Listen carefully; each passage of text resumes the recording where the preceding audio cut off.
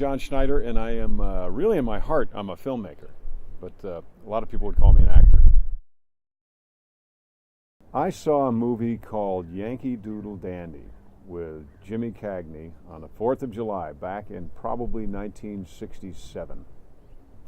My folks were visiting some friends in Katona, New York, and I was in the other room watching this movie, and here was this guy singing and dancing and acting and having a wonderful time.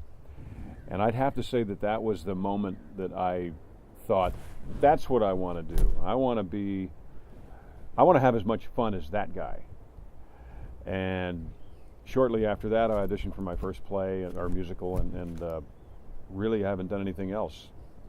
Yeah, so that was it. 7 years old, started at 8, so I wasted about 6 months.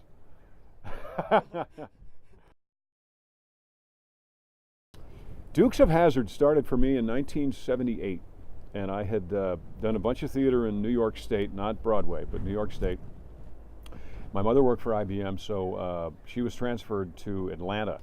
I'd heard through an agent I had that there was this Dukes of Hazzard audition, and that was 78. So, but what I heard through the actor community was that they were looking for real country people. They didn't want actors. They wanted real country people from 24 years old to 30 years old. Now at that time I was 18 and I'm from Mount Kisco, New York. I decided to borrow a friend's pickup truck and get feeling country, and I put on an accent that I'd learned just because I was there, and went in, told him I was 24 years old from Snailville, Georgia, and that I worked on a farm, but I'd been to the Georgia School of High Performance Driving, which doesn't exist. And they bought it. They bought all of that. Really bullshit. You know. Jill Dodson? Your little Jilly Ray Dodson? Well, it's just Jill now. Well, I haven't seen you since you run off to college. It's been a while. Hey, Luke, ain't it wonderful what hormones can do? Well, what are you doing now? Well, since I got back, I've been working on the orphanage project. So along with a guy named Mick Shannon and another guy named Joe Lake, and then also Marie Osmond, who we had done some stuff with the March of Dimes together, we started the Children's Miracle Network. And it raises money for children's hospitals, which treats children regardless of what they have. March of Dimes is for spina bifida, muscular dystrophy is for muscular dystrophy. Other organizations are very illness specific. Not the Children's Miracle Network. We raise money for sick children, period. 100% of the money raised stays in the area where it's raised. It all goes to the hospital. It all goes to the kids. All of it, every penny.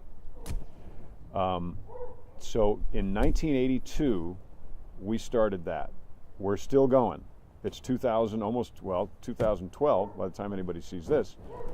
And we have raised a little bit over $5 billion for children's hospitals.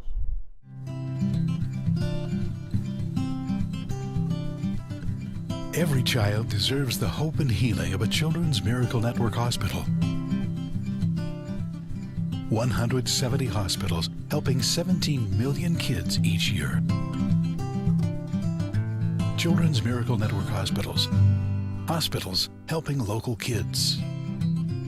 For information on how to help, visit childrensmiraclenetwork.org.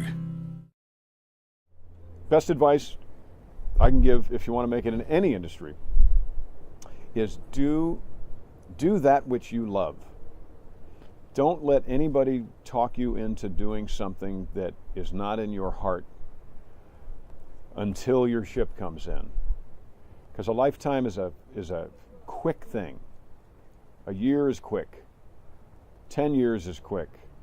And one of these days you will have had your last latte and not know it. You'll have hit your last golf ball. You might be 90, you might be 30, you might be 16. But one of these days, it's going to be your last bowl of cereal. Okay? So don't ever do anything.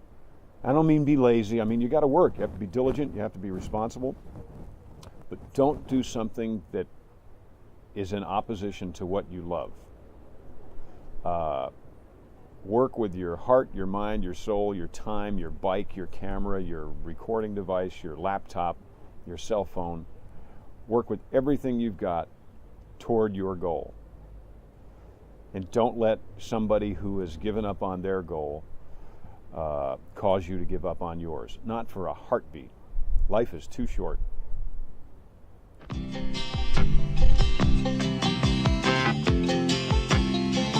Just a good old boy, never meaning no harm. Beats all you never saw, been in trouble with the law since the day they was born. Straightening the curve. I'm honored to be part of Nick's final documentary in school.